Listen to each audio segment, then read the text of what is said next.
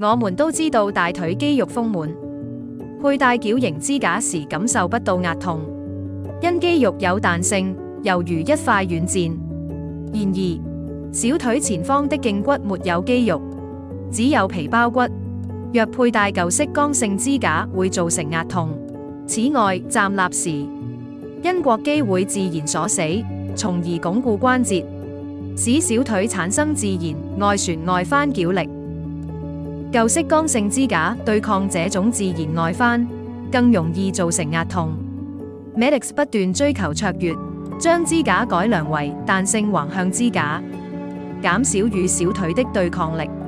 全新的支架形狀更貼合大小腿，同時保留舊式支架的獨特設計，藉助一對蝴蝶鉸鏈施加精準矯力，擴闊內側膝蓋空隙。另外，產品6條固定帶配有拉繩器，可準確固定上下腿位置。微傾上下斜帶可調整矯正力度，並將支架牢固綁在膝蓋上，避免滑落。